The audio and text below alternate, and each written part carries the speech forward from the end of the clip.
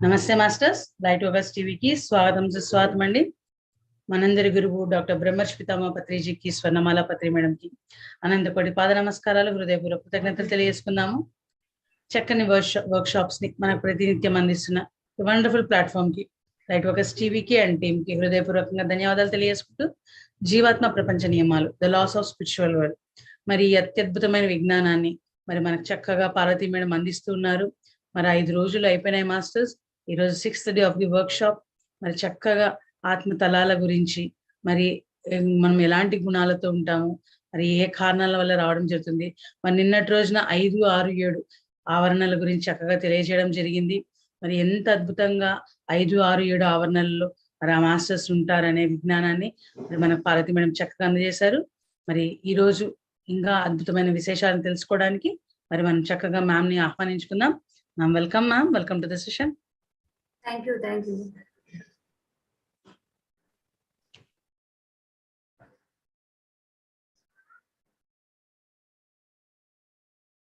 విశ్వగురు బ్రహ్మర్షి పితామహ పత్రిజీకి నా ఆత్మాభివందనాలు. లైట్ వర్కర్స్ టీమ్ మెంబర్స్ అందరికీ, అలాగే ఈ క్లాస్ వింటున్న మాస్టర్స్ అందరికీ కూడా నా హృదయపూర్వక ధన్యవాదాలు తెలియజేసుకుంటున్నాను. మరి నిన్నటి వరకు 5 రోజులు కంప్లీట్ అయిందంటే ఈరోజు 6వ రోజు, జీవాత్మ ప్రపంచ నియమాలు. ఎంతో జ్ఞానాన్ని మనం తీసుకుంటున్నాం. ఒకప్పట్లో ఇంత జ్ఞానం మన చేతుల్లో లేదు. మనం ఎలా జీవించాలి, చనిపోయిన తర్వాత ఏ విధంగా ఉంటుంది, ఒకప్పుడు ఏమీ తెలియదు మనకి. కానీ ఈ క్షణంలో మనం ఇక్కడ కూర్చొని ఇంత జ్ఞానాన్ని మనం తీసుకుంటూ, ఆ జ్ఞానాన్ని మనం ఆచరణ ద్వారా మన జీవితాన్ని జీవిస్తే కనుక చాలా అద్భుతంగా మన ఆధ్యాత్మిక ఎదుగుదల అనేది ఉంటుంది. సో మై డియర్ మాస్టర్స్, ఈరోజు కూడా మనము ఒక 2 నిమిషాలు కళ్ళు మూసుకొని ఆత్మ బోధన చేసుకున్నాం. నేను సర్వశక్తివంతమైన సర్వజ్ఞత్వము గల ఆత్మస్వరూపము. నేను ఒక విశిష్ట కార్యానికై ఈ జన్మను పొంది పృథ్వీపై జన్మించాను. నా మనోవాకాయ కర్మలన్నీ ఆ విశిష్ట కార్యాన్ని నెరవేర్చడానికి అనుగుణంగా ఉన్నాయి. ఈ రోజంతా నేను జాగరూకతతో నా ఆలోచనలను, మాటలను మరియు చేతలను గమనించుకుంటాను. నేను నా అన్నమయ, ప్రాణమయ, మనోమయ శరీరాలకు బానిస అవ్వకుండా నిరంతరం నా జీవాత్మ గమనిస్తున్నది. ఒక్క నిమిషం మనం కళ్ళు మూసుకొని మనల్ని మనం గమనించుకుందాం మాస్టర్స్. మన ఆలోచనలు లోపల ఏం జరుగుతుంది మన శరీరంలో, మన ఆలోచనలను, మాటలను ఉదయం నిద్ర లేచిన దగ్గర నుంచి రాత్రి పడుకునేంత వరకు ప్రతి క్షణము మనల్ని మనం గమనించుకుంటూ ఆత్మ విశ్లేషణ చేసుకుంటూ ఉండాలి మాస్టర్స్. ఓకే మాస్టర్స్, మరి నిన్నటి వరకు మనం 5, 6, 7 ఉన్నత తలాల గురించి తెలుసుకున్నాము. మరి ఈ భూలోకంలో మన ఈ కళ్ళకి ఎవరు చెడు ఆత్మలు మన చుట్టుపక్కలే మనతోటే ఉంటూనే ఉంటారు, మనతోనే సహజీవనం చేస్తూ ఉంటారు. కానీ వాళ్ళ గురించి మనకి ఈ భూమి మీద ఉన్నంత వరకు మాయ కమ్మేస్తుంది. కాబట్టి వాళ్ళు దుష్టాత్మ, వాళ్ళు చెడు ఆత్మలు అని తొందరగా మనము కనిపెట్టలేము.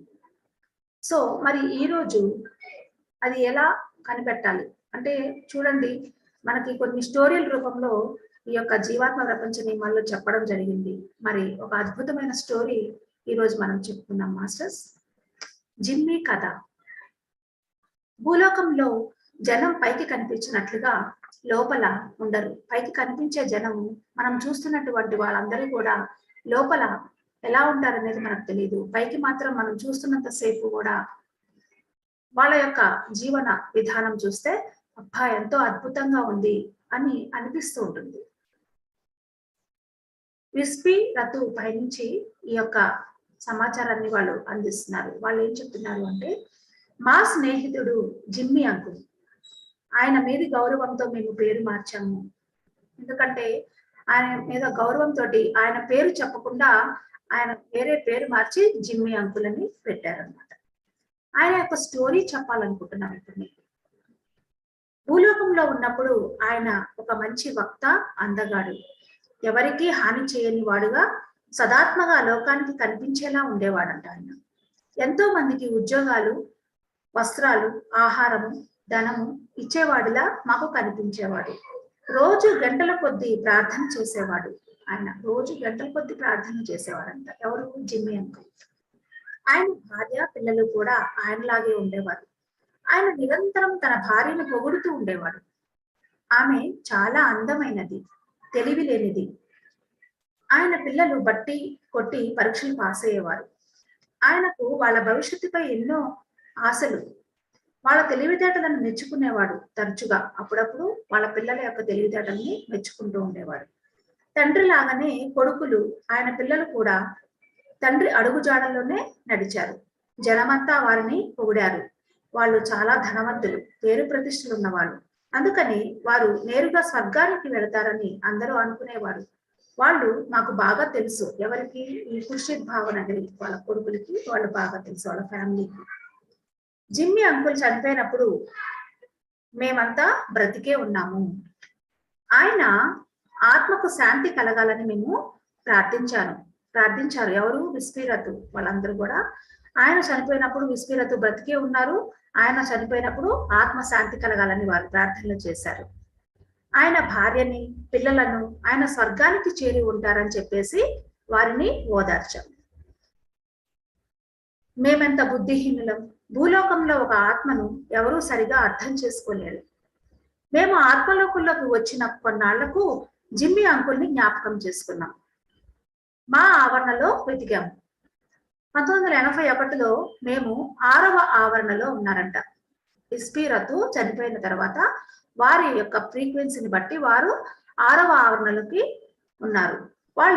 వాళ్ళున్న ఆవరణలోనే వెతకడం మొదలు పెట్టారు. జిమ్మి అంకుల్ అని ఆయన ఉన్నారు కదా అని. ఆయన కనిపించలేదంట. సరే, ఆయన వంటి సదాత్మ, అంత ఉన్నతమైనటువంటి ఆత్మ అత్యున్నతమైనటువంటి 7వ ఆవరణలో ఉంటుందని అనుకున్నారంట. ఆయనను ఆశ్చర్యపరచాలి అని అనుకున్నాం మేము. కాబట్టి మా ఆలోచనలతో ఆయన్ని ముందు మేము పిలవలేదు. 6వ ఆవరణలో ఆయన కనిపించలేదు కనుక మా ఆలోచనలను 7వ ఆవరణపై కేంద్రీకరించి, జిమ్మి అంకుల్, మేము ఆత్మలోకంలో ఉన్నాము, 6వ ఆవరణకు వచ్చి మమ్మల్ని కలవండి అని తలుచుకున్నారు వాళ్ళు 6వ ఆవరణలో ఉండి. కానీ మాకు బదులు రాలేదు.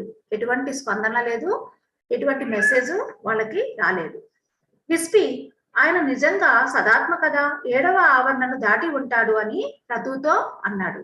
అయి ఉండవచ్చు. మన ఉన్నత సదాత్మని మనం అడుగుదాము. మనకంటే ఉన్నతమైనటువంటి ఆత్మలు ఉన్నారు కదా, వారిని మనం అడుగుదాము అని ఇద్దరు అనుకున్నారు. మేము ఆత్మలోకానికి కొత్తగా వచ్చాం కనుక ఆయన కోసం కింది ఆవరణలో వెతకాలని మాకు తెలియలేదు. మరి ఆత్మలోకంలో చనిపోయి కొత్తగా వచ్చారు కదా, మరి అలాంటి వ్యక్తి కోసం వాళ్ళు ఏం చేశారు? వెతకాలని వాళ్ళకి తెలియలేదు. మేము ఉన్నత సదాత్మ వద్దకు వెళ్ళి జిమ్మి అంకుల్ గురించి అడిగాము. దైవిక ఉన్నత సదాత్మ నవ్వుతూ, ఆయన 6వ ఆవరణలోను 7వ ఆవరణలోను లేడు. కింది ఆవరణకు వెళ్ళినప్పుడు అక్కడ ఆయన కోసం వెతకండి అని చెప్పేసి ఆయన చెప్తారు. మేము ఆశ్చర్యపోయాము. అసాధ్యం అయ్యా, ఆయన సదాత్మ, మాకన్నా ఎంతో మంచివాడు అని చెప్పాము. ఆయన చిరునవ్వుతో, అవునవును, నేను విన్నాను. అయినా కానీ నేను మిమ్మల్ని పని మీద కింది ఆవరణలకు పంపించినప్పుడు అక్కడ ఆయన కోసం మీరు వెతకండి అని చెప్పి ఆ ఉన్నత సదాత్మ చెప్పడం జరిగింది. మాకు చాలా బాధ కలిగింది. దైవిక ఉన్నత సదాత్మకు జిమ్మి అంకుల్ గురించి, ఆయన భూలోకంలో చేసిన మంచి పనులను గురించి అంతా మేము చెప్పాలి అనుకున్నాం. కానీ దైవిక ఉన్నత సదాత్మకు మాకన్నా ఎక్కువ తెలుసునని మౌనంగా ఉండిపోయాం. ఏమి చెప్పలేదు ఆయనకి. కొంతకాలం తర్వాత దైవిక ఉన్నత సదాత్మ మమ్మల్ని పిలిచి, మీ స్నేహితుడు జిమ్మి అంకుల్ గురించి తెలుసుకోవటానికి మీకు అవకాశం ఇస్తున్నాను. నేను మీకు పని చెబుతున్నాను. కింది ఆవరణలకు వెళ్ళి మీ పని పూర్తి చేసుకొని ఆయనను వెతికి మీరు పట్టుకోండి అని అన్నారు. కింది ఆవరణలకు వెళ్ళి పని చేసుకురావడం మాకు సంతోషంగా అనిపించింది. 3వ ఆవరణలో మా పని పూర్తయ్యాక జిమ్మీ అంకుల్ని పిలిచాము. బదులు రాలేదు. మాకు సంతోషం కలిగింది. మా ఆవరణకు తిరిగి వచ్చి దైవిక ఉన్నత సదాత్మకు ఈ విషయం చెప్పాము. ఆ ఉన్నత సదాత్మ ఏం చేశాడు? 3వ ఆవరణకు వాళ్ళని 6వ ఆవరణ నుంచి కిందకి పని మీద పంపించారు. అక్కడ జిమ్మీ అంకుల్ని వెతికారు. అక్కడ కూడా బదులేమీ రాలేదంట. అయితే వాళ్ళకి మళ్ళా తిరిగి వచ్చి చెప్పారు. దైవిక ఉన్నత సదాత్మ నవ్వి, విస్పి, రతు, మీరు ఆయనను వెతికి పట్టుకోవాలని అనుకున్నాను. అలా జరిగితే మీకు బాగా మంచి జరిగే విషయం నేర్చుకుంటారు. నేను మీకు అనుమతిని, రక్షణను ఇస్తాను. 2వ ఆవరణకు వెళ్ళండి. ఆయన ఎక్కడున్నాడో కనుక్కొని అక్కడ ఎందుకున్నాడో అడగండి అని అన్నారు. మమ్మల్ని ఎప్పుడు 3వ ఆవరణ కన్నా కిందకి ఎప్పుడు కూడా పంపించలేదంట. విస్పి, రతుని 3వ ఆవరణ వరకే పంపించారు. మాకు బాగా ఆశ్చర్యము, భయము కలిగాయి. దైవిక ఉన్నత సదాత్మ మాకు రక్షణ ఉంటుందని హామీ ఇచ్చి కిందికి పంపించారు. 2వ ఆవరణకి పంపించారు. రక్షణ దివ్యంగా ఉంది. ఎవరు మమ్మల్ని చూడలేరు. 2వ ఆవరణలో ఎవరు కూడా విస్పి, రతుని చూడలేదు, హాని చేయలేదు. మేము జిమ్మీ అంకుల్ని ఆ చీకటిగా భయంకరంగా ఉన్న ఆవరణలో వెతికాము. అక్కడ ఆయనను ఆ స్థితిలో చూడడంతో దిగ్భ్రాంతి కలిగింది. అక్కడ జిమ్మీ అంకుల్ని వారు చూశారు. ఆయన దిక్కు తోచక ఎంతో వేదన అనుభవిస్తున్నాడు. మేము ఆయనకు మాత్రమే కనిపించాం. మిగతా అన్ని ఆత్మలకి ఈ విస్పి, రతు కనిపించలేదు. జిమ్మీకి మాత్రమే వీరు కనిపించారు. మమ్మల్ని చూసి ఆశ్చర్యపోయాడు ఆ జిమ్మీ. తాను ఎంత చెడ్డ ఆత్మో మాకు తెలిసిపోయిందని ఆయన చాలా సిగ్గుపడ్డాడంట. ఇక్కడకు వచ్చే పని ఏం చేశారు మీరు జిమ్మీ అంకుల్ అని మేము అడగకుండా ఉండలేకపోయాం. మీరు ఈ ఆవరణకు వచ్చేంత పని మీరు భూమి మీద ఏం చేశారు అని వాళ్ళిద్దరూ కూడా ఆయన్ని అడగకుండా ఉండలేకపోయారంట. ఆయన తన కథను చెప్పడం ప్రారంభించాడు. అది చాలా భయంకరమైన కథ.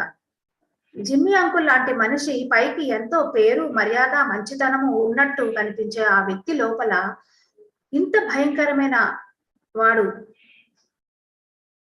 అల్పుడా అనిపించి మేము ఆశ్చర్యపోయాము. సర్వశక్తివంతమైన భగవంతుణ్ణి మనము మోసం చేయలేదు. జిమ్మీ అంకుల్ చెప్పిన కథ ఎంత భయంకరమైందంటే దాన్ని మేము నమ్మలేకపోయాం.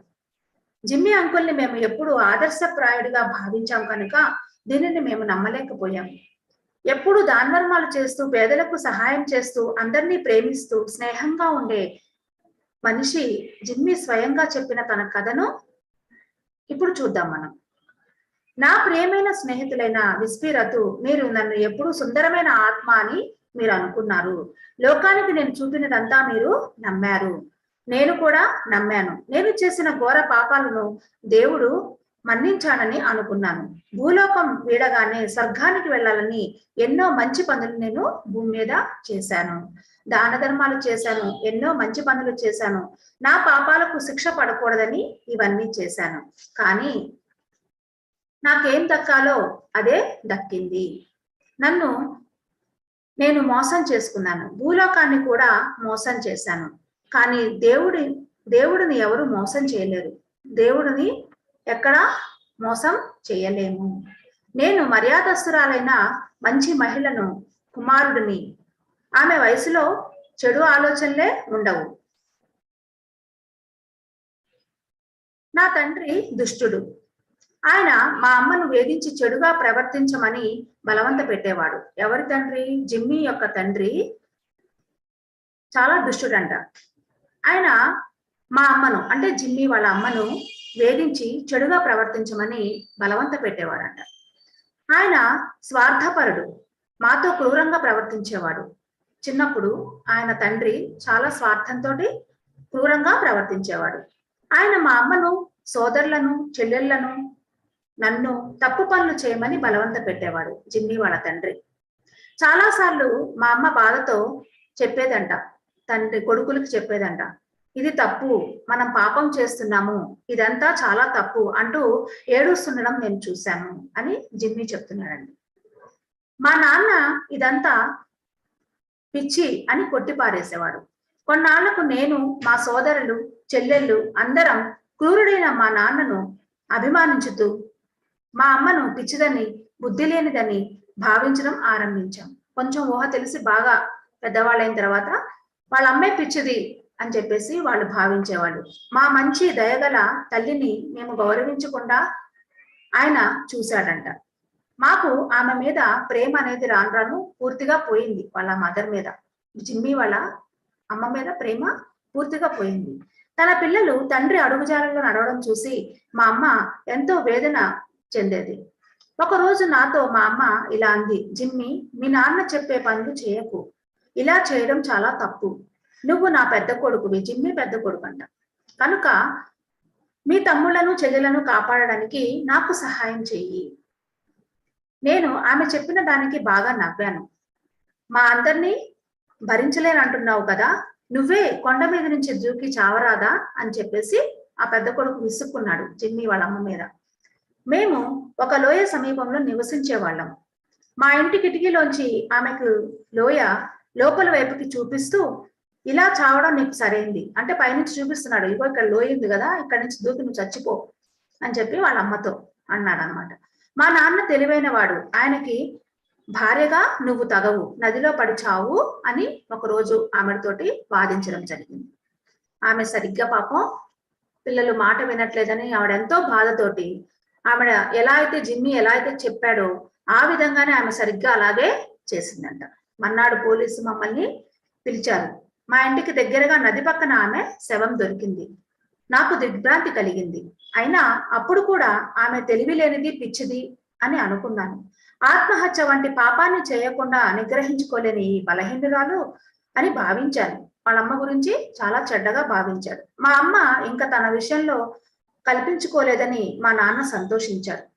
మా అమ్మ విషయంలో మేము ఎవరం కూడా కల్పించుకోలేదు, రైట్ తీసుకున్నారు. పిల్లలందరూ కూడా ఓహో ఇది పిచ్చిది చచ్చిపోయింది అని చెప్పేసి అనుకున్నారు. మాకు అచ్చమైన కుటుంబీలుగా ఉండే శిక్షణను ఇవ్వడం ఆరంభించాడు. ఇక పిల్లలకి మంచి ట్రైనింగ్ ఇచ్చాడు తండ్రి.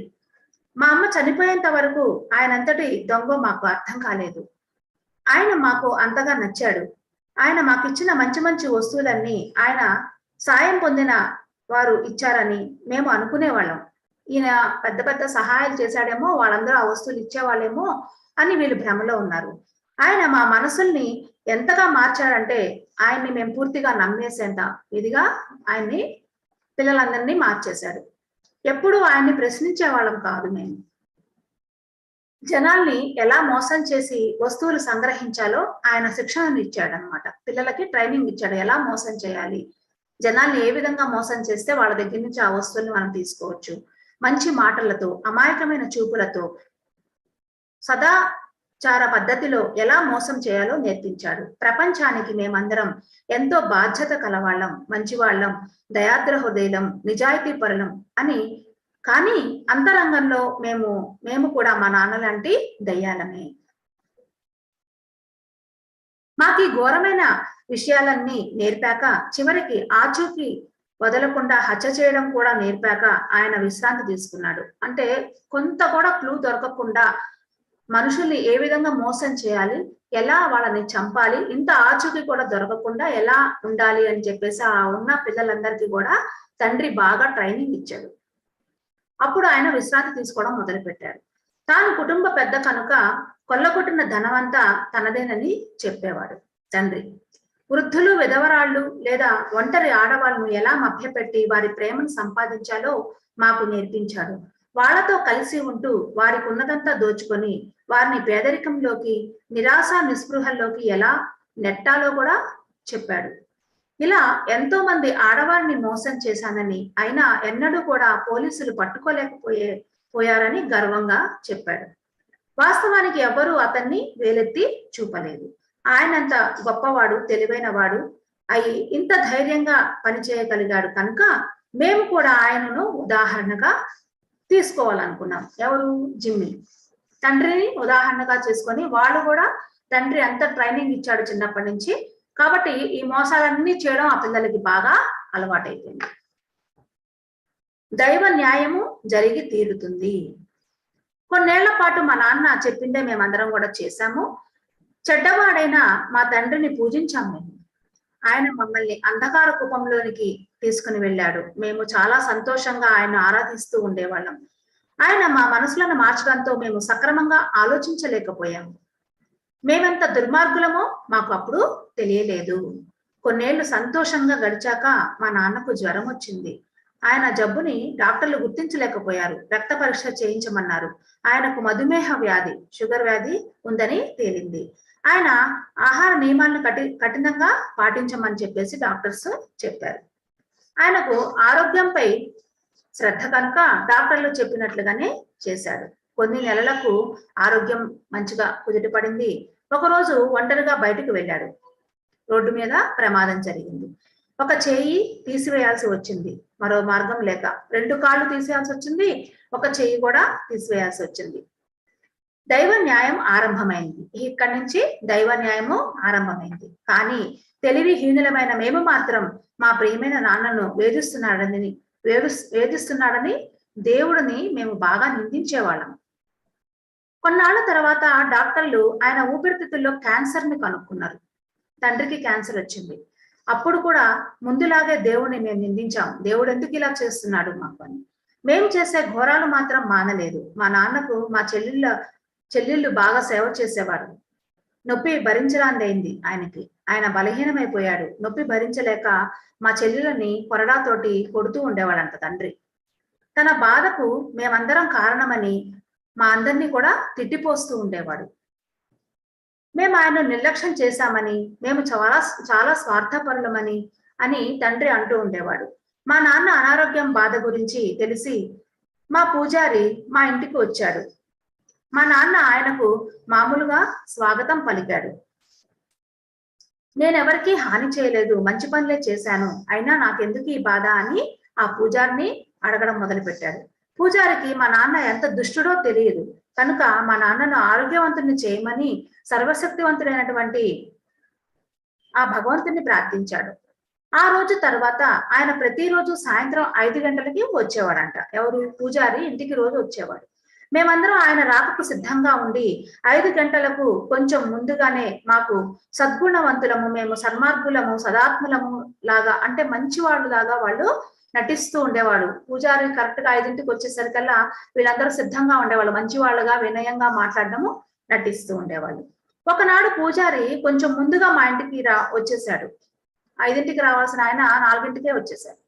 ఆ సమయానికి మా నాన్న మా చెల్లెలను తన కష్టానికి వాళ్లే కారణమని అసహ్యమైన భాషలో తిడుతూ ఉన్నాడు చెల్లెలని. అంతేకాకుండా చనిపోతున్న వృద్ధురాల ఒక ఆమెను ఎంత ఘోర బాధను అనుభవిస్తానని తనకు ఎన్ని శాపనార్థాలు పెట్టిందో చెబుతూ మళ్ళీ ఆమెను, తనను శపించిన ఎందరినో ఆయన శపించాడు. ఇట్లా ఎవరో వృద్ధురాలు ఉంది, ఆవిడ్ని మోసం చేశాడు, ఆవిడ్ని శపిస్తున్నాడు, ఇట్లాగా కూతుర్లను శపిస్తున్నాడు. అట్లా తిట్ల పంచాంగం అనేది ఓపెన్ చేశాడు. ఎవరు? ఈ పూజారి వచ్చే సమయానికి అందరిని తిట్టడం మొదలు పెట్టాడు. పూజారికి విభ్రాంతి కలిగింది. వెనక్కి తిరిగి మారు మాట్లాడకుండా వెళ్ళిపోయాడు. దూరం నుంచే ఈ మాటలన్నీ ఆయనకి వినపడ్డాయి. వెంటనే వెనక్కి తిరిగి తిరగకుండానే వెళ్ళిపోయాడు. అతను తెలివైన వాడు, సదాచార పరాయణుడు. మా నాన్న దుర్మార్గుడు అని, మమ్మల్ని కూడా పాడు చేసి ఉంటాడని అతను ముందే ఊహించుకున్నాడు. దేవుడు చూస్తూనే ఉంటాడు. పూజారి నిజంగానే తెలివైనవాడు, నిజాయితీపరుడు. ఆయన ఒక పోలీసు అధికారితో మాట్లాడి మా కుటుంబం గురించి అంతా కనుక్కోమన్నాడు. ఇక వెంటనే పూజారి ఏం చేశాడు, పోలీసు దగ్గరికి వెళ్ళి ఒక మెయిన్ ఆయనతో వెళ్ళి మాట్లాడాడు. పోలీసులంతా కూడా ఈయన విషయం అంతా కనుక్కున్నారు, సమాచారం సేకరించారు. కానీ దురదృష్టవశాత్తు వారికి సాక్ష్యం అనేది ఎక్కడా కూడా, ఎన్ని విషయాలు కనుక్కున్నా కానీ ఆ సాక్ష్యం అనేది దొరకలేదు వారికి, పోలీసులకి. వాళ్ళకి ఏం చేయాలో తెలియలేదు. ఈ లోపు మా నాన్న పరిస్థితి బాగా, ఆరోగ్య పరిస్థితి క్షీణించింది. శరీరం అంతా భరించలేని నొప్పి, మధుమేహ వ్యాధి కూడా ముదిరిపోయిందంట. శరీరం అంతా చర్మ వ్యాధి కూడా వచ్చేసింది ఆ తండ్రికి. ఆయనకి కోపం బాగా పెరిగిపోయింది. ఆయన చూడాలంటేనే భరించలేకపోయేవాళ్ళం మేమందరం కూడా. ఆయన మమ్మల్ని తిడుతూ శపిస్తూ ఏది పడితే అది మా మీదకి విసిరేసేవాడు. చుట్టుపక్కల వస్తువులు ఉండేవి కదా, ఏది పడితే అది వాళ్ళ మీద విసిరేస్తూ ఉండేవాడు. మాకు తెలియకుండా పూజారి ఇదంతా బాగా గమనిస్తుండడంతో ఆయనకి తెలుసు. మా నాన్న పరిస్థితి బాగా దిగజారినప్పుడు ఆయన మేమందరం ఇంటి దగ్గర ఉన్నప్పుడు ఒక రోజు వచ్చాడు, పూజారి వచ్చాడంట ఒక రోజు. మేమందరం ఆయన గదిలో ఉండడంతో నేరుగా ఆ గదిలోకే వచ్చాడు. చూడండి, మీరు మీరు అద్భుతం చూస్తారు అంటూ మా నాన్నని చూసి శాంతంగా ఉండు, ఈ అద్భుతాన్ని చూడు అని అన్నాడు. ఆ రోజు ఆ తండ్రి, ఆ కొడుకులు, ఆ చెల్లెళ్ళు, సోదరుడు అందరూ ఉన్నప్పుడు ఈ పూజారి ఇంట్లోకి వచ్చి మీరు చూడండి ఆ తండ్రితో అంటున్నాడు, మీరు చాలా అద్భుతాన్ని చూస్తారు, శాంతంగా ఉండండి అని చెప్పాడు. మా నాన్న గిరాటు వేస్తాడనుకున్నటువంటి వస్తువులన్నిటినీ పోగు చేసి మాకిచ్చి పక్క గదిలో పెట్టమన్నాడు. ఎందుకంటే ఈ తండ్రికి కోపం వస్తే వెంటనే వస్తువులన్నీ విసిరేస్తుంటాడు కదా మనుషుల మీద. అందుకని ముందు జాగ్రత్తగా పూజారి ఏం చేశాడు అంటే అక్కడ ఉన్న చుట్టుపక్కల ఉన్నటువంటి వస్తువులన్నీ తీసి వాళ్ళకి ఇచ్చి వేరే గదిలో పెట్టమని చెప్పాడు.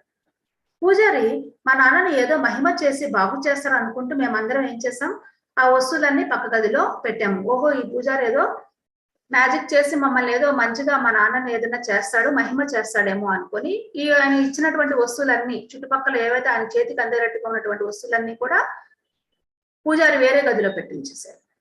మేమందరం మా నాన్న మంచం మీద ఆయన చుట్టూ కూర్చున్నాం. ఆయన బెడ్ మీద ఈ పిల్లలందరూ కూడా కూర్చున్నారు. పూజారి గది తలుపు దగ్గర నిలబడ్డాడు. కరెక్ట్ గా గుమ్మంలో ఎంటర్ అవ్వగానే తలుపు ఉంటుంది కదా, ఆ తలుపు దగ్గర నిలబడ్డాడు పూజారి. పైకి వినబడేలాగా ప్రార్థన చేస్తున్నాడు.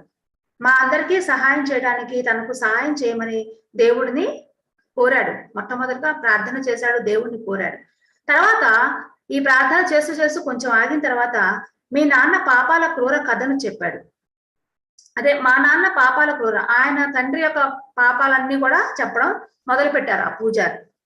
ఇక వెంటనే వీళ్ళ నాన్న ఈ పూజారి మాట్లాడే మాటలన్నీ విని మా నాన్న అరుస్తూ శపిస్తూ భయంకరమైన భాషలో అతన్ని పూజారిని తిట్టడం ప్రారంభించాడు. మేము ఆయన ఆపాలని చూసాం కానీ ఆపలేకపోయాం. అప్పుడే పూజారి వెనుక తుపాకీలు పట్టుకొని కొంతమంది పోలీసులు ఉండడం చూసాము. వెంటనే ఈ పూజారి ఒక పెద్ద ప్లాన్ తోనే వచ్చాడు. పోలీసులను కూడా తెచ్చాడు. ఆ పోలీసులు ఆయన స్టోరీ ప్రార్థనలు చేయడము, పూజ చేసి ఏదో మహిమ చేస్తారని చెప్పేసి వీళ్ళని నమ్మించి తర్వాత వీళ్ళ పాపాల చిట్టా అంతా బయట పెట్టేసరికి వెనకాలే పోలీసులు కూడా రావడం మొదలుపెట్టారు. సర్వశక్తివంతుడైన భగవంతుని నిందించకు పాపాత్ముడ, నీకిదే తగిన శిక్ష, నీ పాపాలకు తగిన ఫలితం అనుభవించు అని అన్నాడు ఆ పూజారి. ఇంకా నువ్వు చేసిన పాపాలకు నరకంలో ఎంతో ఘోరమైన బాధలు అనుభవిస్తావో దేవుడికే తెలుసు. సర్వశక్తివంతుడైనటువంటి ఆ భగవంతుని నీవు మోసం చేయలేవు. మమ్మల్ని అందరినీ బాగా మోసం చేశావు. నీ పిల్లలను కూడా నువ్వు మోసం చేశావు. వాళ్ళను కూడా నీలాగనే పాపాత్ములుగా తయారు చేశావు. నీ భార్య జీవితం నాశనం కావడానికి, ఆమె ఆత్మహత్య చేసుకోవడానికి ముఖ్య కారణం నువ్వే అని చెప్పేసి ఇలా నిందించడం మొదలు పెట్టాడు. ఆమెను నీ దారిలోంచి తప్పిస్తే నీ పిల్లలపై ఆమె చెప్పే మంచి మాటల ప్రభావం ఉండదని, నిన్ను ఎదిరించరని భావించావు. ఎవరికి సాక్ష్యాలు దొరకకుండా నువ్వు జాగ్రత్త పడ్డావు. కానీ సర్వశక్తివంతుడైనటువంటి భగవంతునికి సాక్ష్యాలు అవసరం లేదని నువ్వు మర్చిపోయావు. ఇదే దైవ న్యాయము. పిల్లలు, మీ చెడు మార్గాలను వదిలిపెట్టండి. మరి ఆలస్యం కాకముందే పశ్చాత్తాపం చెందండి. సర్వశక్తివంతుడైన భగవంతునికి రుజువులు అవసరం లేదని చెప్పేసి గుర్తు పెట్టుకోండి. ఎప్పుడు ఆయనను ఎవరు మోసగించలేదు. భగవంతుని ఎవ్వరూ కూడా మోసం చేయలేరు. ఎవరు ఆయన న్యాయం నుంచి తప్పించుకోలేరు. అందుకు ఇంకా సమయం ఉండగానే మారండి. అందుకనే మనమందరం కూడా సమయం ఉండగానే మారండి అని చెప్పేసి చెప్తున్నారు. మీ నాన్న చూపిన చెడు మార్గం నుంచి మరలి దేవుడు మంచి మార్గంలో నడవండి అని వాళ్ళ పిల్లలకి పూజారి చెప్తున్నాడు అనమాట. ఇప్పటిదాకా మీరు చేశారు పాపాలు, కానీ ఇప్పటి నుంచి మీరు మారండి, ఇప్పటికైనా మీరు మారండి అని చెప్పి బాగా ఆలస్యం కాకముందే నిజాయితీగా పశ్చాత్తాపం మీరు చెందండి. తర్వాత ఆయన తలుపు వేసేసి వెళ్ళిపోయాడు. నాన్నతో సహా అందరం నిశ్చేష్టలం అయిపోయాం. ఇదంతా ఈ సిచ్యువేషన్ అంతా వాళ్ళందరికి కూడా ఒక భ్రమలాగా, ఒక నిశ్చేష్టలాగా అయిపోయారు. అలా ఉండిపోయారు. ఒక గంట సేపటికి మా నాన్న తేరుకొని చిన్నపిల్లవాడిగా ఏడవడం మొదలు పెట్టాడట. దేవుడా, నన్ను తగిన విధంగానే శిక్షించావు. నాకు ఈ శిక్ష సరైందే, నన్ను క్షమించు దేవుడా, నేను తప్పు చేశాను. అప్పుడు ఆయనకి అనిపించింది ఇట్లాగా, నా పాపకు జన్మ త్వరగానే ముగిస్తున్నందుకు నాకు సంతోషంగా ఉంది. ఇంకా నేను ఎవ్వరికి హాని చేయను. చేసేదంతా మొత్తం చేసేసాడు, అంతా అయిపోయింది. చివరి స్టేజ్ లోకి వచ్చిన తర్వాత నేను ఇప్పుడు ఎవ్వరికి నేను హాని చేయను, దేవుడా నన్ను రక్షించు ఆ అని చెప్పినంత మాత్రాన ఉపయోగం లేదు. దేవుడా నన్ను త్వరగా చంపేసేయి అని కూడా, ఎందుకంటే ఈ యొక్క దేహంలో ఉన్నటువంటి ఆ బాధలన్నీ భరించలేక నన్ను త్వరగా తీసుకుని వెళ్ళిపో అని చెప్పాడు. తర్వాత అపస్మారకంలోకి వెళ్ళిపోయాడు, కొమాలోకి వెళ్ళిపోయాడు ఆయన. జరిగిన సంఘటనలన్నీ చూసి మేము దిగ్భ్రాంతి చెందాం. ఇంకా మా నాన్నకి స్పృహ రాలేదు. తర్వాత 2 రోజుల తర్వాత ఆయన చనిపోయాడు. మేమందరం విచిత్రంగా స్పందించాం. దేవుడు తీర్పును అంగీకరించకుండా ఆయన నిందించాం. మేము ఒకళ్ళనొకళ్ళు ద్వేషించుకుంటూ అనుమానించడం మొదలు పెట్టాం. మా చిన్న సోదరుడు చిల్లి గవ్వ కూడా తీసుకోకుండా ఇల్లు వదిలి వెళ్ళిపోయాడు. ఈ యొక్క జిమ్మి ఉన్నాడు కదా, అతని తమ్ముడు అసలు ఎటువంటి డబ్బులు ఉన్నవి సంపాదించాడు కదా చాలా, అవేమీ తీసుకోకుండానే ఆయన ఇల్లు వదిలిపెట్టేసేసి వెళ్ళిపోయాడు. మా నాన్నకు పెద్ద కొడుకుగా నేనంటే చాలా ఇష్టం. జిమ్మి అంటే తండ్రికి చాలా ఇష్టం. డబ్బు నగలు అన్ని నా చేతికిచ్చి రహస్యంగా దాచమని చెప్పి జిమ్మికే ఇవ్వడం జరిగింది. మా తమ్ముడు వెళ్ళిపోగానే ఆ ధనమంతా తీసుకొని నేను ఇల్లు వదిలి వెళ్ళిపోయాను. నా మిగిలిన తమ్ముళ్ళు ఇంకా ఉన్నారంట, ఆయనకి తమ్ముళ్ళు చెల్లెళ్ళు ఏమయ్యారో నాకు తెలియదు. ఆ డబ్బు తీసుకున్నాడు, తండ్రి చనిపోయిన వెంటనే ఈ పెద్ద కొడుకు ఆ డబ్బు నగలు పెద్ద కొడుకే కదా ఇచ్చారు. న్యాయంగా అయితే మరి చెల్లెళ్ళకి తమ్ముళ్ళకి అందరికీ పంచాలి. పంచకుండా ఈయన ఏం చేశాడు, ఆ మొత్తం డబ్బుని నగల్ని తీసేసుకొని ఇల్లు వదిలి పారిపోయాడు. నేను పేరు మార్చుకొని పెద్ద మొత్తంలో డబ్బు నగలను పెట్టుకొని బొంబాయి వచ్చేసాను. నా చెల్లెళ్లకు తమ్ముళ్ళకి ఒక్క పైసా కూడా నేను వదలలేదు, అంతా నేనే తీసేసుకున్నాను. నేను ధనవంతుడిగా బొంబాయి వచ్చాను. మీ అందరూ నన్ను గౌరవించారు. అక్కడి నుంచే కదా మరి వీళ్ళందరూ బొంబాయిలో ఈ ఇస్పీరతు వీళ్ళందరూ ఆయన్ని బాగా ఉన్నతమైన మంచి సదాత్మగా అక్కడి నుంచి నటించడం మొదలు పెట్టాడు. నా పని నిరాటంకంగా చేసుకోవడానికి అవకాశం ఉంటుందని అందమైన తెలివి లేని ఆమెను కావాలనే ఉద్దేశపూర్వకంగా పెళ్లి చేసుకున్నాడంట. ఈ జిమ్మి అందమైన తెలివితేటలు లేనటువంటి ఆమెని భార్యగా చేసుకున్నాడు. పూజారి కోరినట్టుగా నేను బాగుపడలేదు. పూజారి చెప్పిన మాటలన్నీ కూడా విన్నాడు, కానీ అక్కడి నుంచి అతనిలో ఏమీ మార్పు లేదు. నేను తరచుగా కాకుండా అప్పుడప్పుడు ఎవరికీ తెలియకుండా పనిచేసేవాడిని. నేనేం చేస్తున్నానో నా కుటుంబానికి తెలియదు. బొంబాయిలో నేను ధనవంతుడైన గౌరవనీయుడని ముక్కుసూటి వాడినని, కానీ బొంబాయి విడిచిపెట్టి నా భయంకర వ్యాపారాన్ని కొనసాగించడానికి రకరకాలుగా ప్రవర్తించేవాడిని. ధనవంతుడు, గౌరవనీయుడు, నిజాయితీ పరుడైన జిమ్మి అంకుల్ ఇతను ఒకరే అంటే ఎవరు నమ్మలేరు. ఇది నా కథ. అంతే. అంత బొంబాయి వచ్చిన తర్వాత కూడా ఆయన చేసే పనులన్నిటికీ కూడా మానుకోలేదు. ఆ పాప పనులు కంటిన్యూ చేస్తూనే ఉన్నాడు. ఒక తెలివిలేని భార్యని పెళ్లి చేసుకున్నాడు. అలాగే ఈయన ధనవంతుడిగా, నిజాయితీ పరుడుగా, పేరు ప్రతిష్టలు ఉన్నవాడిగా కూడా అలా జరిగిందనమాట ఈయన కథ. ఇప్పుడు మీకు అర్థమైంది అనుకుంటాను నేను ఎందుకు చీకటిగా భయంకరంగా ఉన్న చోట ఉన్నాను అని ఆయన చెప్తున్నాడు జిమ్మి. నేను నా పాపాలు పోతాయని ఎన్నో దాన ధర్మాలు చేశాను, ఎన్నో మంచి పనులు కూడా చేశాను. బొంబాయి వచ్చిన దగ్గర నుంచి ఈయన ఏం చేశాడంటే, ఈయన చేస్తున్నది పాపము అనే సంగతి ఆయనకు తెలుసు, ఆయన అంతరాత్మకి తెలుసు. నేను పాపం చేస్తున్నాను, అంతరాత్మ చెప్తూనే ఉంది. కానీ బయట ప్రపంచానికి తెలియకుండా ఈయన దాన ధర్మాలు చేయడము, వస్త్రాలని, ఆహారాన్ని పెట్టడము, ఇలాంటి పనులన్నీ చేశాడు. తప్పకుండా ఇలాంటి పనులన్నీ చేస్తే నేను తప్పనిసరిగా స్వర్గానికి వెళ్తాను, కాబట్టి ఇక్కడి నుంచి నేను దాన ధర్మాలు చేయడం మొదలు పెడతానని బొంబాయి వచ్చిన దగ్గర నుంచి దాన ధర్మాలు చేస్తున్నాడు. కానీ దేవుణ్ణి ఎవరు మోసం చేయలేరు, అందుకని నేను ఇక్కడ 2వ ఆవరణలో నేను ఉన్నాను అని చెప్పేసి ఇస్పీరతుకి ఆయన స్టోరీని అంతా కూడా చెప్పాడు. భూలోకం అనేది ఒక పాఠశాల. మనందరికీ తెలుసు భూలోకం ఒక పాఠశాల లాంటిది. అక్కడ అన్ని పాఠాలని మనము భూలోకంలోనే నేర్చుకుంటాము. ఆ నేర్చుకున్న పాఠం ద్వారా, అనుభవం ద్వారా మనం ఆ జ్ఞానాన్ని మనం సంపాదిస్తాం.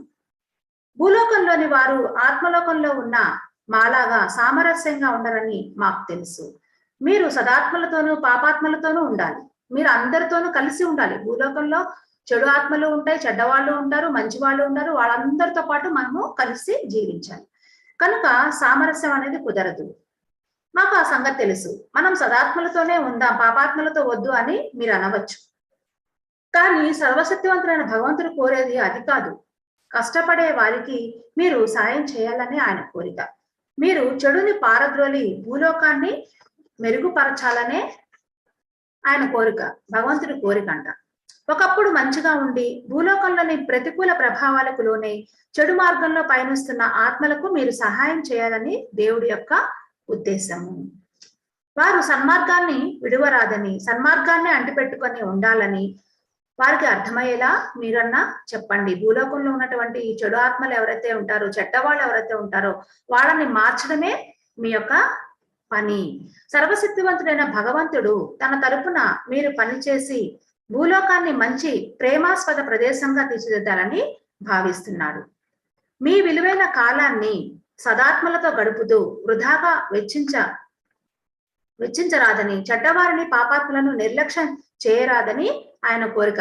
ఈ భూమి మీద ఉన్నంత కాలము కూడా మనకు తెలిసినటువంటి ఆ జ్ఞానాన్ని మనం పంచుతూ, మంచిని పంచుతూ, మనకిప్పుడు తెలిసింది ఈ జ్ఞానము. ఈ జ్ఞానాన్ని మనము ఇప్పుడు ధ్యానం చేయని వాళ్ళకైనా సరే ఈ జ్ఞానాన్ని మనం పంచొచ్చు, ఎలా ఉండాలి, ఎలా మారాలి.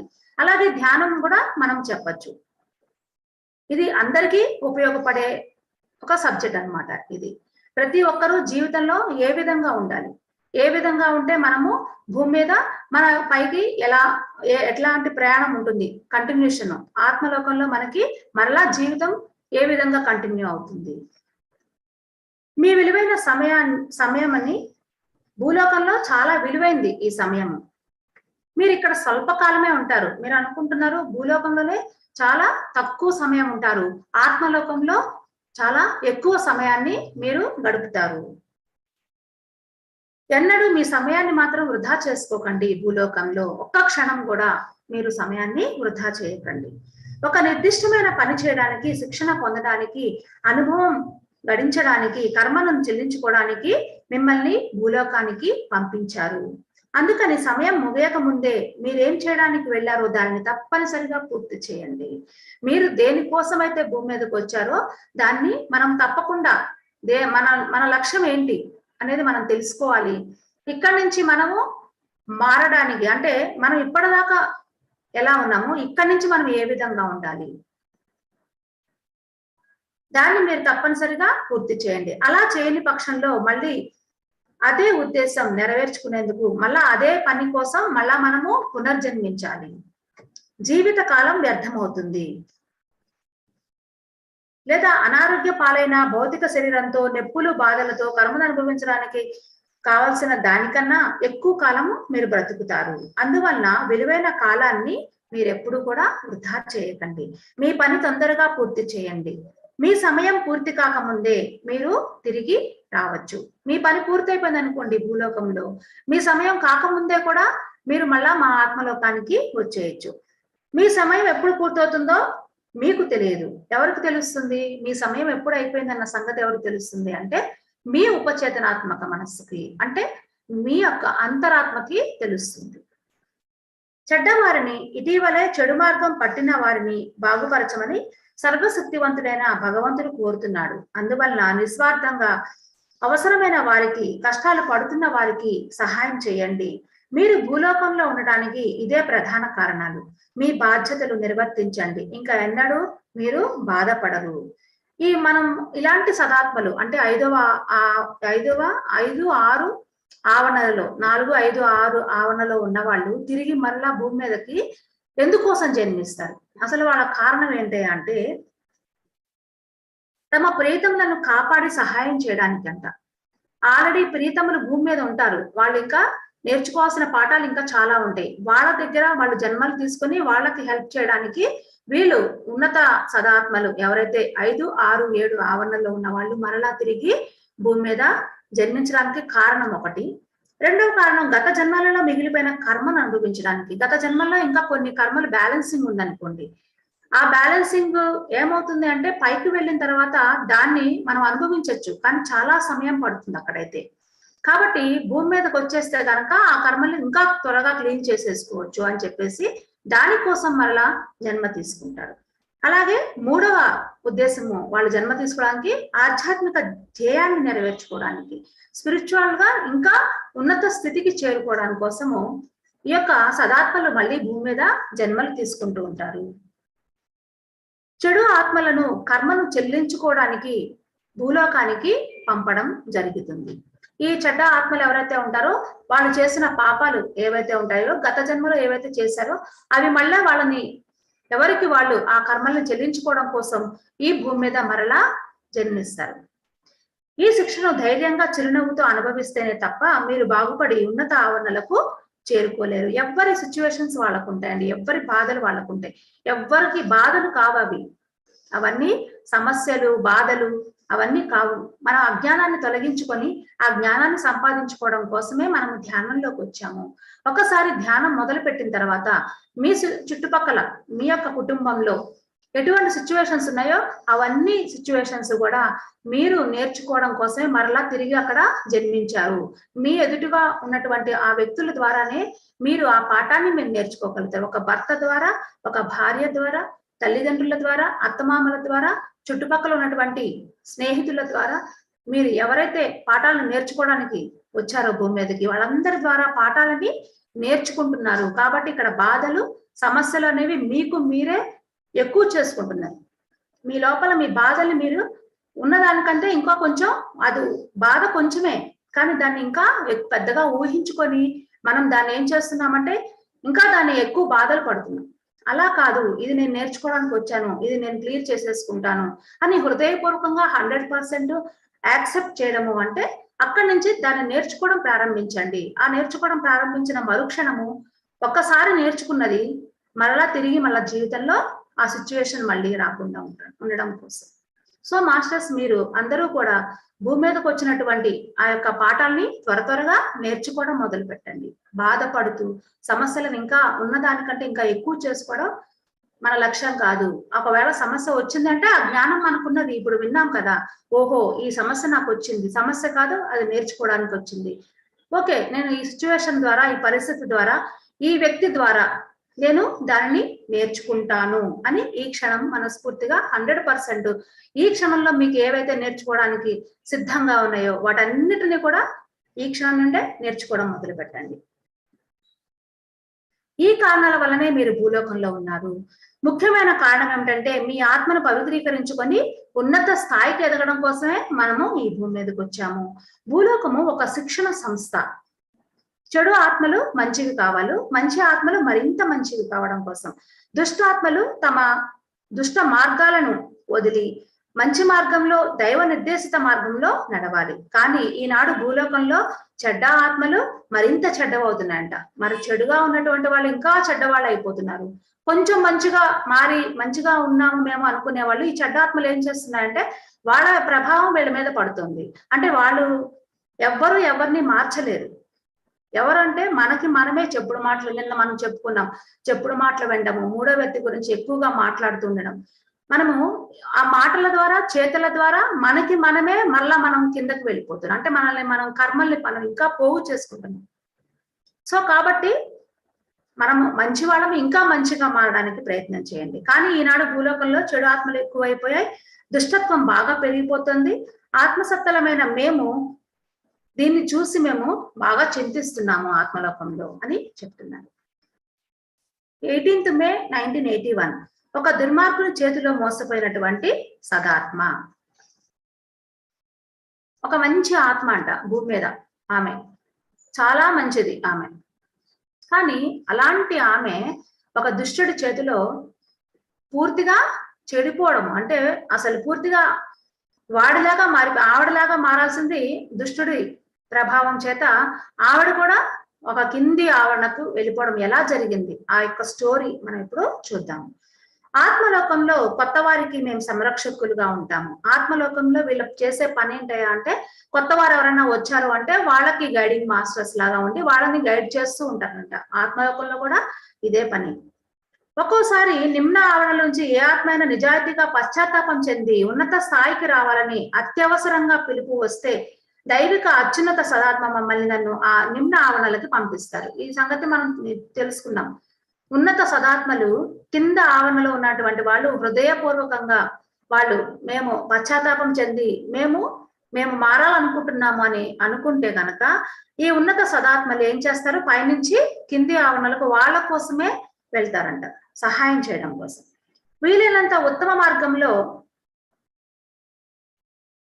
ఆమె శిక్షణను అనుభవించేలా మేము మార్గం చూపిస్తాము. అక్కడ శిక్షణలు కూడా ఇస్తారు, అక్కడ ట్రైనింగ్ ఇస్తారు. ఉన్నత ఆ చెడు ఆత్మ మంచిగా మారడం కోసము వాళ్ళు ఆ సదాత్మలు ఏం చేస్తారు, అతడికి గాని ఆమెకి గాని సహాయం చేస్తారంట. అలా బాగుపడి అక్కడే బాగుపడి ఉన్నత స్థితికి చేరేలాగా మేము సహాయపడతాం. మాలాగే ఎందరో సహాయకులు ఉన్నారు, వీళ్ళలాగానే ఎంతో మంది సహాయకులు ఉన్నారు. ప్రతిరోజు ప్రతి సహాయకుడు ఇటువంటి కథలని మేము ఎప్పుడూ వింటూనే ఉంటాం. ఇట్లాంటి స్టోరీలు చాలా ఉన్నాయి. ఇప్పుడు మనకి ఒక స్టోరీ చెప్పాము ఇంతకు ముందు, జిమ్మీ కథ. అలాంటి స్టోరీలు ఇప్పుడు మనం చెప్పుకునే కథ లాంటివి చాలా కథలు ఉన్నాయి. కానీ అలాంటి కథలన్నీ మేము చెప్పుకుంటూ వెళ్తే చాలా రోజులు పట్టేస్తుంది. ఎన్ని నోట్స్లు ఎన్ని పుస్తకాలు రాసినా మనకు సరిపోదు. కాబట్టి కొన్ని ఎగ్జాంపుల్స్ వాళ్ళు తీసుకొని మనకి చెప్పడం జరిగింది. నిమ్న ఆవరణలో మేము పనిచేస్తున్నప్పుడు ఎన్నో విషాదాత్మలను కూడా మేము కలుస్తాము. వారు తాము అంధకారమైనటువంటి నిమ్న ఆవరణలో ఎందుకు పడ్డామా అని ఆశ్చర్యపోతుంటారు. అంటే కింద ఆవరణలు అన్నమాట. వారికి అర్థమయ్యేలా చెప్పడానికి మేము శతవిధాలా ప్రయత్నించవలసి ఉంటుంది. వాళ్ళకి అర్థమయ్యేలాగా చెప్పడానికి వీళ్ళు చాలా ప్రయత్నాలు చేస్తారంట. అలాంటి కథని ఒకటి మీకు ఈ రోజు చెప్పాలనుకుంటున్నాం. అత్యవసరంగా పిలుపు రావడంతో దైవిక అత్యున్నత సదాత్మ మమ్మల్ని కింది ఆవరణకు పంపారు. అక్కడ ఒక స్త్రీ అత్యంత దయనీయ స్థితిలో ఉంది. నిజంగానే ఆవిడ చాలా బాధలో దయనీయంగా ఉంది. నీ పిలుపుని అందుకునే మేము వచ్చాము అని ఆమెతో చెప్పాము. ఆమె మా వైపు చూసి, నాకు సహాయం చేయడం ఎవరికైనా సాధ్యం అవుతుందా అని అన్నదంట. అవుతుందమ్మా, మీకు సహాయం చేయడానికే మేము వచ్చాము అని చెప్పారు. లేదు, నాకెవరూ సహాయం చేయలేరు, ఉపయోగం లేదు, మీరు వెళ్ళిపోండి అని చెప్పిందంట ఆ స్త్రీ. అమ్మా, మాతో సహకరించండి, మీ పరిస్థితి మెరుగవుతుంది, మా శక్తి మేరకు మీకు సహాయం చేయడానికే ప్రయత్నిస్తాము అని హామీ ఇచ్చారంట ఆమెకి. చీకటితో భయంకరంగా ఉన్న ఆ చోట ఆమె ఉండలేక ఆవిడ ఏం చేసింది, దేవుడా నాకు సహాయం చేయని బిగ్గరగా వేడుకుంది. బదులుగా మమ్మల్ని పంపడంతో ఆమె నిరుత్సాహపడింది. నేను మీతో సహకరిస్తాను, మీరేం చెబితే అదే నేను చేస్తాను. నన్ను ఈ భయంకరమైన చోటు నుండి, ఈ ఘోర ఆత్మల వేధింపుల నుంచి నన్ను బయటకు తీసుకెళ్ళండి. అక్కడ చీకటిగా అంధకారంగా ఉంటుంది రెండవ ఆవరణ మొత్తం. ఆ చీకటి అంధకారంగా ఉన్నప్పుడు ఆ చుట్టూరా ఉన్నటువంటి ఆత్మల వేధింపులు, వాళ్ళ రోదనలు, వాళ్ళ అరుపులు అవన్నీ వినలేక ఇక్కడ నుంచి నన్ను అర్జెంటుగా బయటకు తీసుకుని వెళ్ళండి అని చెప్పి ఆవిడ వేడుకుంది. మీరు సదాత్మలాగా ఉన్నారు, మరి మీరు పాపం చేయడానికి కారణం ఏమిటి? ఈ చీకటి ఆవరణలోకి వచ్చేంత పాపం మీరేం చేశారమ్మా అని చెప్పి, మీరు చాలా మంచిగా కనిపిస్తున్నారు కదా అని. మీరు అనేది నిజమే, నేను సదాత్మనే, కానీ దురదృష్టవశాత్తు ఒక దుష్టుడితో నేను ప్రేమలో పడ్డాను, అది నన్ను ఇక్కడికి చేర్చింది. భూమి మీద ఉన్నప్పుడు ఆమె ఒక మంచి ఆత్మ, అయితే ఆవిడ ఏం చేసిందంట, ఒక దుష్టుడితోటి ప్రేమలో పడిందంట. ఒక చెడ్డ ఆత్మ, చెడ్డవాడు వాడితోటి ఈమెడ ప్రేమలో పడింది. ఆమె అక్కడి నుంచి ఆమె స్టోరీ చెప్పడం మొదలుపెట్టింది. అయితే తన కథ విన్నాక తనని ఎవరు కూడా ద్వేషించద్దు అని చెప్పేసి కోరుకుందంట. నేను చెప్తాను, నా వృత్తాంతాన్ని అంతా నేను భూమి మీద ఎలా ఏం జరిగింది అనేది మొత్తం చెప్తాను, అది విన్నాక నన్ను ద్వేషించద్దు అని చెప్పేసి ఆమెడ వేడుకుంది. మేము మిమ్మల్ని ఎవరు ద్వేషించరమ్మా, మీకు సహాయం చేయడానికే మేము ప్రయత్నిస్తాం, అందుకోసమే మేము ఇక్కడికి వచ్చాము అని చెప్పేసి వాళ్ళు చెప్పారు. భూమి మీద ఉన్నప్పుడు నాకు 19 ఏళ్ళు. మా అమ్మ నాన్నలు తమ్ముడితో గ్రామంలో ఉండేదాన్ని. నేను పాఠశాల విద్య పూర్తి కాగానే డాక్టర్ కావాలని అనుకున్నాను. దానికోసం నగరంలోని విశ్వవిద్యాలయంలో చేర్చమని వాళ్ళ అమ్మ నాన్నని బతిమాలిందంట ఆ అమ్మాయి. నా దురదృష్టవశాత్తు వాళ్ళు ఒప్పుకున్నారు. ఎన్నో ఆశలు, ఆనందం, ఉత్సుకతతో నేను నగరానికి వెళ్ళి కళాశాలలో చేరింది. నేను అందమైన దాన్ని, నాకు బిడియం ఎక్కువ. చాలా మంది అబ్బాయిలు నా వెంట పడేవాళ్ళు, కానీ నేను ఎవరిని కూడా ప్రోత్సహించలేదు. చివరికి నేను ఒక అందమైన దుష్టుడి ప్రేమలో పడ్డాను. అబ్బాయి చాలా అందంగా ఉంటాడు, కానీ చెడ్డవాడు. వాడి ప్రేమలో పడిందంట. మొదట అతను నన్ను తప్పించుకోవాలని చూశాడు, బాగా ఆయన అబ్బాయి తప్పించుకోవాలని చూశాడంట. ఆయన తెలివి లేని దానిలాగా నేను అతని పట్ల ఇంకా ఆకర్షితురాలనయ్యాను. అతను అప్పుడప్పుడు కలుస్తూ ఉండేవాడు, తప్పించుకుంటూ ఉండేవాడు ఈ అమ్మాయితోటి. కానీ ఈ అమ్మాయి బాగా ఇష్టపడి బాగా ఆకర్షితురాలయ్యింది. నేనే అతని వెంట పడేదాన్ని. అతన్ని పిచ్చిగా ప్రేమించాను. నేను ఎప్పుడు అతని పక్కనే ఉండాలనుకునేదాన్ని. అతడు దుష్టుడని తెలుసు. కొందరు అమ్మాయిలతో నోట్సులు రాయించుకోవడము, ఇతర పనులు చేయించుకుంటాడని అన్ని తెలుసు. నాకు వాళ్ళంటే ఈర్ష్యగా ఉండేది. అతనికి బానిసనైపోయాను నేను. బాగా పిచ్చి ప్రేమ అన్నమాట. అంత బలహీనంగా అయిపోయింది. ఎలాంటి బలహీనత అంటే, ఇహ వాడు దుష్టుడైనా, వాడు ఎలాంటి వాడైనా సరే, వాడే నాకు కావాలి అని చెప్పేసి. బుద్ధిహీనురాలాగా నేను ఇష్టపూర్వకంగా నరకంలోకి దూరాను. అతను చెబితే చాలు వెంటనే ఆ పని చేసేసేదాన్ని. ఎందుకని? ఈర్ష్య బాగుండేది. ఆ పక్కన కాలేజీలో ఉన్న అమ్మాయిలందరూ కూడా ఈ అబ్బాయి నోట్సులు రాయించుకోవడం ఇవన్నీ చేసేవాళ్ళు. అవన్నీ చూసి ఈవిడకి బాగా ఈర్ష్య కలిగి, అయితే ఏం చేసింది, ఆ అబ్బాయి ఏది చెప్తే అది ఈ అమ్మాయి చేసుకుంటూ వెళ్ళిపోయేది. ఏది చెప్పినా కూడా తూచా తప్పకుండా ఈవిడ చేసుకుంటూ వెళ్ళిపోయేది. అట్లా ఆ ఆ బలహీనత వల్ల, ఆ పిచ్చి ప్రేమ వల్ల ఆ యొక్క విచక్షణని ఆవిడ కోల్పోయింది. ఇప్పటికీ అలా ఎలా చేశానో నాకు చాలా ఆశ్చర్యంగా ఉంది. అతను ఏం చెబితే అది చేసేదాన్ని. అతని కోసం మత్తుమందులు తెచ్చేదాన్ని. అతని కోసం మత్తుమందులు కూడా తెచ్చేదాన్ని. అతను అనుభవించడానికి అమ్మాయిలు కూడా తెచ్చేదాన్ని. నేను రోబోలా అతను ఏం చెబితే అది చేసేదాన్ని. అతనికి ఏది సంతోషాన్ని ఇస్తుందో అది ఏదైనా సరే, అంత పిచ్చి ప్రేమ అన్నమాట. అంత బలహీనంగా చూడండి, ఎంత బలహీనంగా అయిపోయిందంటే, అమ్మాయిలను తెచ్చేది, మత్తుమందులు తెచ్చేది, ఆ అబ్బాయికి ఏది కావాలంటే అది చేతిలో పెట్టేది. అతని దుష్టుని తెలిసినా, నేను చెడు మార్గంలో వెళుతున్నానని తెలిసినా అతనికి బానిసలాగానే ఉండేదాన్ని. నేను చదువు మానేసి బ్యాంకులో క్లర్క్‌గా జాయిన్ అయింది. ఇహ డాక్టర్ చదువుకుందాం అనుకుంది కదా! ఈ ప్రేమలో ఎప్పుడైతే పడిందో, ఇహ మొత్తం డాక్టర్ చదువంతా పోయింది. వెంటనే బ్యాంకులో ఒక క్లర్క్‌గా జాయిన్ అయింది. మా అమ్మానాన్నలకు చాలా కోపం వచ్చింది. ఆ అబ్బాయిని వదిలేసేసి వెంటనే చదువుకోమని, లేకపోతే ఇంటికి వచ్చేసేయి అని చెప్పేసి వాళ్ళు చెప్పారు. నేను ఏది కూడా వినిపించుకోలేదు. అతన్ని బానిసగానే ఉండిపోయాను. అతను చెప్పిన పని చేసేందుకు ఎప్పుడైనా అతను నన్నొక్కసారి దగ్గరికి తీసుకొని నాతో సంభోగిస్తే నాకు చాలు ఇంకా అనిపించేదంట అమ్మాయికి. నేనెందుకంత పిచ్చిగా ప్రవర్తించానా అని ఇప్పుడు కూడా నాకు చాలా ఆశ్చర్యం వేస్తుందండి. ఎందుకు నేనింత పిచ్చిగా ఉన్నాను? వేరే అమ్మాయితో కలిసి అతను చెడ్డవాడుగా ఉంటున్నాడు, మత్తుమందులు తీసుకుంటున్నాడు. తల్లిదండ్రి వచ్చేయమని చెప్పినా కూడా నేను పిచ్చిదానిలాగానే చేసేదంట ఆ అమ్మాయి. అతను దుష్టుడని తెలిసిన అతనంటే నాకు పిచ్చి. మత్తుమందులు వాడేవాడు. అమ్మాయిల్ని మానభంగం చేసేవాడు. అయినా కానీ అతని ఆజ్ఞలను నేను పాటించేదాన్ని. అతను నా జీవితాన్ని నాశనం చేస్తున్నాడని అప్పట్లో నేను తెలుసుకోలేకపోయాను. ఒకనాడు అనాకారి ధనవంతురాలైన అమ్మాయితో నన్ను స్నేహం చేయమన్నాడు. ఇలా ఇంతకు ముందు చాలా సార్లు చేశాను. ఆ అబ్బాయి ఏం చెప్పాడు, ఒక అమ్మాయి ఉంది, ధనవంతుల అమ్మాయి. ఆ అమ్మాయితో నువ్వు స్నేహం చెయ్యి అని చెప్పేవాడు. అట్లా అంతకుముందు ఎన్నో సార్లు చేసిందంట ఈ అమ్మాయి స్నేహం. నేను ఒక అమ్మాయితో స్నేహం చేస్తాను. ఆ తర్వాత అతను ఏం చేసేవాడు, ఆమెను ప్రేమించి డబ్బులు లాక్కొని, ఆ అమ్మాయి దగ్గర అన్ని డబ్బులు లాగేసుకుని ఆ అమ్మాయిని వదిలేసేవాడు. ఇలాంటి పనులు చాలా చేశాడు.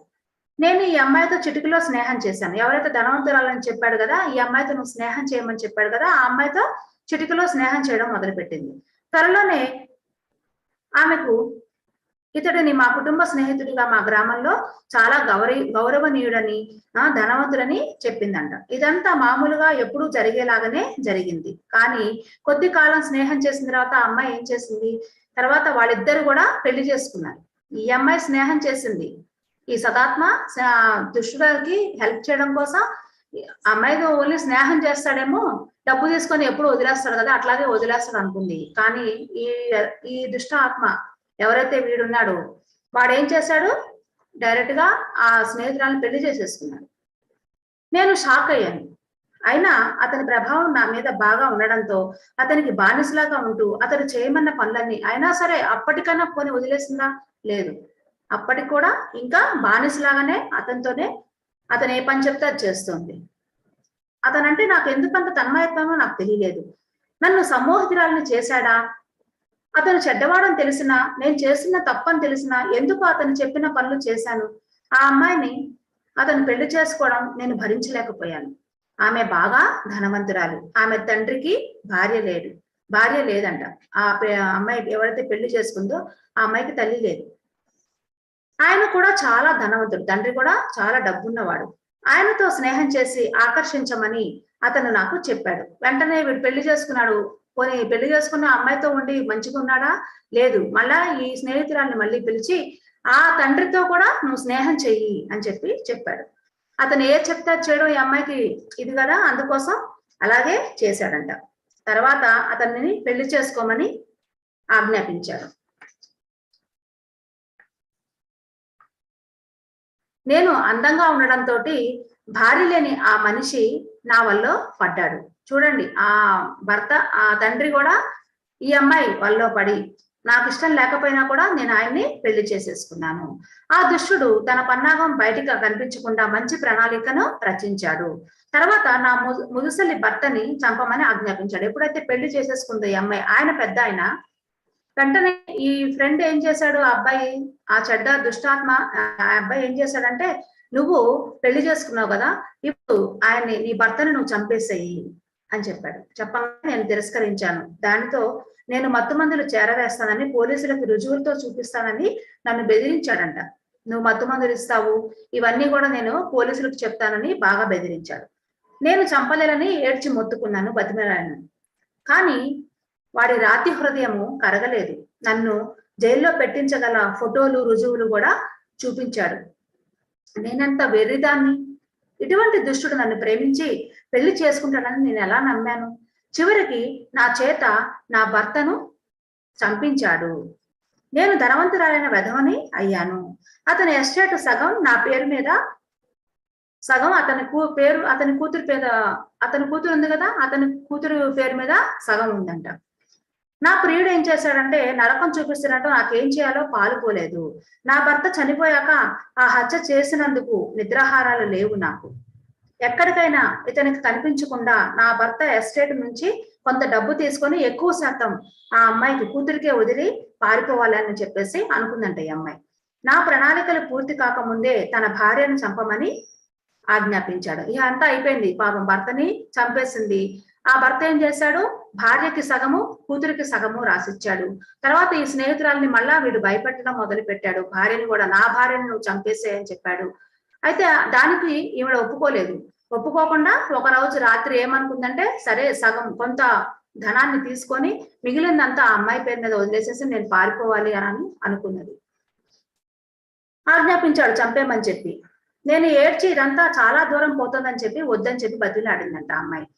నన్ను విడిచిపోమ్మని, ఇవన్నీ ఇక నేను చేయలేనని ప్రాధేయపడ్డాను. అతను హృదయం కరగలేదు. అతను ఇంతకాలం ఏ రకంగా చూసిన సాక్ష్యాలు నాపై నేరం మోపేలా జాగ్రత్త పడ్డాడు. అతనేమి జంకలేదు, భయం లేదు.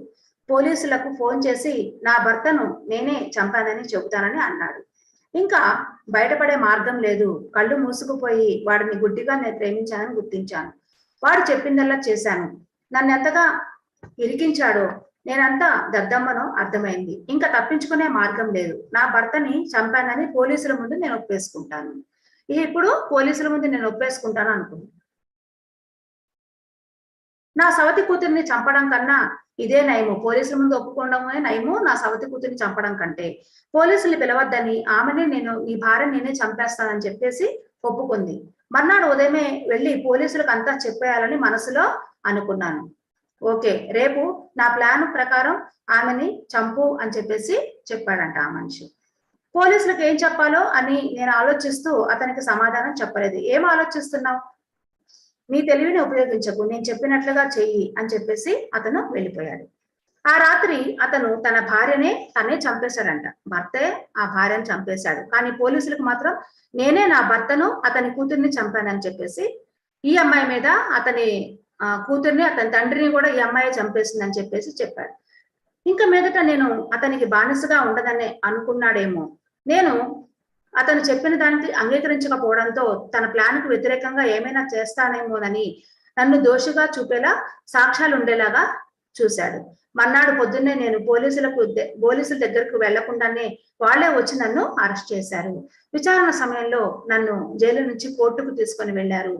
నేను ఎలాగో తప్పించుకొని 6వ అంతస్తుకు వెళ్ళి అక్కడి నుంచి దూకి చచ్చిపోయిందంట అమ్మాయి, ఆత్మహత్య చేసుకుంది. ఇప్పుడు మీకు అర్థమైంది అనుకుంటాను నేను ఎందుకు ఇక్కడ ఉన్నాను. నాకు అదంతా విన్నారు కదా. నాకు సహాయం చేయడం వీలవుతుందా? దయచేసి నన్ను ద్వేషించకండి అని చెప్పింది. మేము మిమ్మల్ని ద్వేషించడం లేదు, నిజంగా పశ్చాత్తాపడుతున్నారా చెప్పండి అని అన్నాము.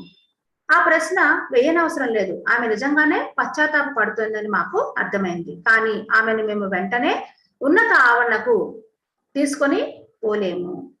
ఆమె నిజంగా పశ్చాత్తాపం చెందుతుందో లేదో చూడడానికి మమ్మల్ని పంపించారు. ఫస్ట్ ఆవిడ అసలు పశ్చాత్తాపం చెందుతుందా, ఈవిని తీసుకొని వెళ్ళొచ్చా, ఈవిడికి సహాయం చేయొచ్చా లేదా అని కనుక్కోవడానికి కోసం వీళ్ళిద్దరిని పంపించారు కిందకి, రెండవ ఆవరణకి. ఆమె నిజంగానే పశ్చాత్తాపడడం మేము చూసాము. అవును, ఇప్పటికే ఆలస్యమైందా, నాకు సహాయం చేయగలరా అని చెప్పేసి ఆమెను అడిగింది. ఆమె 4వ ఆవరణకు ఎలా చేరాలో మార్గం చూపించాము. అయితే ఈ ప్రక్రియ చాలా నెమ్మదిగా ఉంటుంది. ఇప్పుడు ఆమె మా మార్గదర్శకత్వంలో ఉన్నత స్థితికి వెళ్ళడానికి ప్రయత్నం చేస్తుంది. వాళ్ళ గైడెన్స్ లోనే ఉంది. ఆవిడ ఉన్న 2వ ఆవరణ నుంచి నెమ్మదిగా ఆవిడ 4వ ఆవరణకు చేరుకోవడానికి ఎన్నో ఇవి చేయాలి, సాధనలు చేయాలి. ఇక్కడ నుంచి వాళ్ళు మంచిగా మారడం కోసం వాళ్ళు చెప్తారు, ట్రైనింగ్ ఇస్తారు. ఆ ట్రైనింగ్ ప్రకారం వాళ్ళు మార్గం చూపించినట్టుగానే వాళ్ళు ఎలా చెప్తే అలా వీళ్ళు చేసుకుంటూ వెళితేనే 4వ ఆవరణకు రావడానికి కూడా చాలా సమయం పడుతుందంట. కాకపోతే వీళ్ళ సహాయం ఉంటుంది, వీళ్ళ గైడెన్స్ ఉంటుంది. సో ఇది మాస్టర్స్. ఈ విధంగా మనకి భూలోకంలో మనం ఎన్ని తప్పులు చేస్తాము, ఎలా ఉంటున్నాము, మన బలహీనతలు ఏంటి, ముఖ్యంగా మనం బలహీనతల్లో ఉన్నామా అదొకసారి మనకు మనమే చెక్ చేసుకోవాలి. మనకు మనమే ఆత్మ విశ్లేషణ చేసుకోవాలి. ఎవరి మీద మనకి పిచ్చి ప్రేమ ఉంటుంది, ఎవరి బలహీనతల్లో మనం ఉంటున్నాము, ఆ బలహీనతల్లో మనం ఏం చేస్తున్నాము, ఏం చేయటం లేదు, మనకి కూడా ఒక్కొక్కసారి తెలియకుండా ఉంటుంది. సో మై డియర్ మాస్టర్స్, మరి ఈ రోజు మనం 2 కథలను విన్నాము. 2 కథల్లో మనము ఏమి నేర్చుకున్నాము, మనం ఇక్కడి నుంచి మన జీవితాన్ని ఏ విధంగా మార్చుకోవాలనుకుంటున్నాము. సో మరి నిన్నటి నేను ఆల్రెడీ చెప్పాను, ఒక మూవీ చూడమని చెప్పి ఆల్రెడీ అందరూ చూసే ఉంటారు అని నేను అనుకుంటున్నాను. సో మళ్ళా మరి రేపటి క్లాస్ లో మనం మళ్ళా కలుద్దాం masters.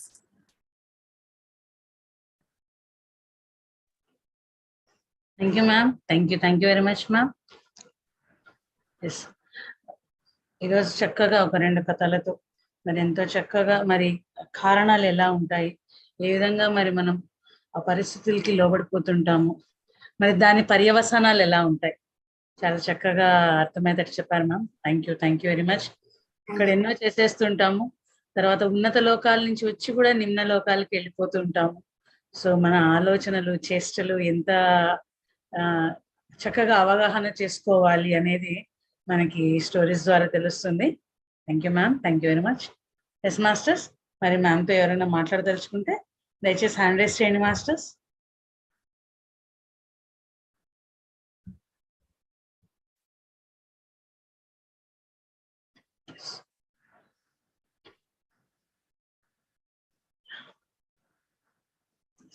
Thank you ma'am.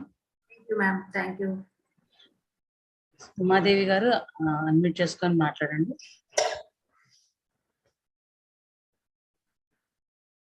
Umadevi గారు అన్మ్యూట్ చేసుకోండి madam. Good morning master. Good morning అండి, చెప్పండి. నేను యుఎస్ లో ఉంటా మాస్టర్. నేను దీని గురించి కాదు, వేరే పర్సనల్ విషయం గురించి మాట్లాడతాను మేడం. ఒక నిమిషం. పర్సనల్ విషయం అయితే మీరు కాల్ చేసి పర్సనల్ అంటే నాకు కాదండి, హెల్త్ బాగాలేదండి, దాని గురించి చెప్పండి. నేను మేడం నాకు కొంచెం కోలంలో మాస్ ఉంది మేడం, దానికి 2 hours మెడిటేషన్ చేయాలంటే నేను కూర్చోలేకపోతున్నా మేడం. నేను ఏం చేస్తే బాగుంటుంది, నాకు సలహా ఇస్తాను.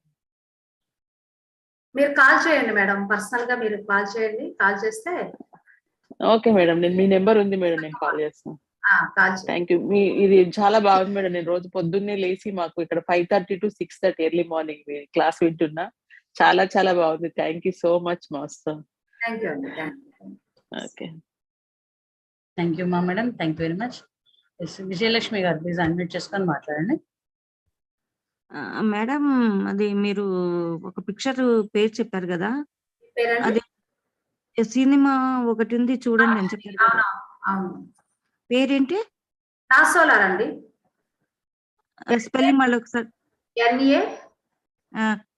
NASSO మధ్యలో స్పేస్ ఇవ్వండి, LAR అని కొట్టండి యూట్యూబ్ లో. ఓకే ఓకే, నాసోలార్. ఓకే, అది తెలుగా ఇంగ్లీషా Hindi? English. Okay okay okay, thank you ma'am. Thank you ma'am. Thank you very much.